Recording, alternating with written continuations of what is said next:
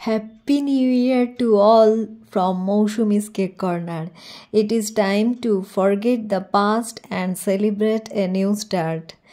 তো আজকে বছরের শুরুতেই কেক নিয়ে কিছু অজানা কথা সকলের সাথে শেয়ার করলাম। এখন জন্মদিন হোক বা অ্যানিভার্সারি বা যে কোনো সেলিব্রেশন, কেক ছাড়া তো অচল আমরা, তাই না? তো সে কারণে কেকের প্রতি কৃতজ্ঞতাই জানানো হোক আজ। আচ্ছা, জানেন কাকার সাথে কেকের কোথায় মিল? কাকা থেকেই আজকের কেক শব্দটা এসেছে, তবে সেটা জ্যাঠা কাকা অর্থে নয়। অ্যাংলো সেকশন অঞ্চলের অধিবাসী ভাইকিংরা এক ধরনের ব্রেড খেত যার নাম ছিল কাকা। সেই কাকা ব্রেড থেকেই কেকের নাম হয়েছে কেক। তো কেক বলতে আজ যা বোঝায় প্রাচীনকালে তা একেবারেই ছিল না। ব্রেড থেকেই তার রূপান্তর। প্রাচীন গ্রিকরা এক ধরনের চ্যাপ্টা পাউরুটি বানাতো প্লাকৌস নামে, তাতে বাদাম মধু থাকতো। এই ব্রেড যখন ভারী হলো তখন তার নাম হলো সাটুরা। পরবর্তীকালে রোমান সাম্রাজ্যের সময় এই প্লাকৌস এর নাম হলো প্লাসেন্টা, যেটা বেশিরভাগ ক্ষেত্রে দেবদেবীর উদ্দেশ্যে নিবেদন করা হতো। এখান থেকেই যে কোনো শুভ কাজের উদযাপনে কেকের আগমন। যদিও সে সময় কেক ছিল শুধুমাত্র মধু আর বার্লির মিশ্রণ। চিনির জন্যই বর্তমান যুগের কেক মিষ্টি এবং নরম হয়েছে।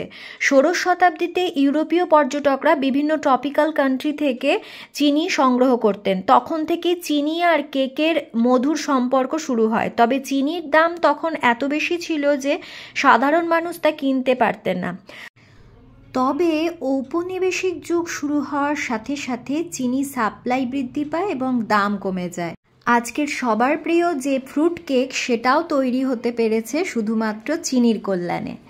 প্রাচীন রোমে ফ্রুট কেক বলতে যা বোঝাতো তা হলো বার্লির ডো। বার্লির ডো এর মধ্যে কিশমিশ আর বেদানা দেওয়া একটা ব্রেড। অন্য কোনো ফল দেওয়া যেত না, কিন্তু চিনির রসে ডুবিয়ে রাখলে যে কোনো ফল অনেক দিন ভালো থাকে। এটা দেখেই বেকারির মালিকরা কেকে ফলের ব্যবহার শুরু করে এবং তৈরি হয়ে যায় ফ্রুট কেক। সেনাবাহিনীর মাধ্যমেই প্রথম ফ্রুট কেক সারা বিশ্বে ছড়িয়ে পড়েছিল। 19 শতকে বেকিং সোডা ব্যবহার শুরু হওয়ার পর থেকে কেক আরও নরম হওয়া শুরু হয়। তাহলে কেক দীর্ঘদিন ধরেই মানুষের উৎসব উদযাপনে জায়গা করে নিয়েছে। মধ্যযুগে জার্মানিতে কেকের মাধ্যমে যীশুখ্রিস্টের জন্মদিন উদযাপনের কথা জানা যায়। জন্মদিনে কেকের এই প্রথা ইংল্যান্ডের অভিজাত পরিবারে প্রথম শুরু হয়। ইংল্যান্ডের হাত ধরেই জন্মদিনে কেক কাটার রীতি সারা পৃথিবীতে ছড়িয়ে পড়ে। ধীরে ধীরে সেটা অন্যান্য উদযাপনেরও অঙ্গ হয়ে ওঠে। যেমন 1783 সালে 25শে নভেম্বর ব্রিটিশ আর্মি আমেরিকা থেকে বিদায় নিচ্ছিল তখন আমেরিকান সৈন্যরা স্যার জর্জ ওয়াশিংটনকে কেক বানিয়ে খাইয়েছিল। কেক ছিল তাদের উৎসবের একটা অঙ্গ। কিন্তু কেক এদেশে এলো কবে? কিভাবে কেক আমাদের সংস্কৃতিতে জাঁকিয়ে বসলো? কেকের ভারতে আগমন পর্তুগিজ, ডাচ, ফরাসি এবং ব্রিটিশ ব্যবসায়ীদের হাত ধরে। প্রথমে সেটা তাদের কমিউনিটিতেই সীমাবদ্ধ ছিল। ধীরে ধীরে যখন ভারতে ব্রিটিশ রাজ শুরু হলো, তখন ব্রিটিশদের কিচেনে শুরু হলো কেকের বেকিং। সেখানে কর্মরত ভারতীয়রাও কেকের সাথে ধীরে ধীরে পরিচিত হলো এবং ধীরে ধীরে ভারতীয় রাজাদের রন্ধনশালায় এবং অভিজাতদের হেসেলে কেক তৈরি শুরু হলো। তবে বেকিংয়ের সরঞ্জামের দাম অতিরিক্ত হওয়ায় জনসাধারণের হাতের নাগালে আসেনি। তবে খুব দেরিও হয়নি, কারণ আমরা সব কিছুই রপ্ত করতে জানি। তাই প্রথম তামিলদের থেকেই বালির মধ্যে দম দিয়ে বিরিয়ানি রান্নার মতো কেক তৈরির পন্থা আয়ত্ত হয়। সেভাবে কেক সারা ভারতে ছড়িয়ে পড়ে। ভারতে কেক জনপ্রিয় হয় বাপুজির হাত ধরে। কলকাতায় প্রথম দিকের বেকারি সংস্থা ছিল শুধুমাত্র ব্রিটিশদের জন্য। তবে ভারতীয় জনসাধারণের কথা মাথায় রেখে যিনি প্রথম ভারতে বেকারি বানান, তিনি হচ্ছেন মামবালি বাপু নামে এক ব্যক্তি।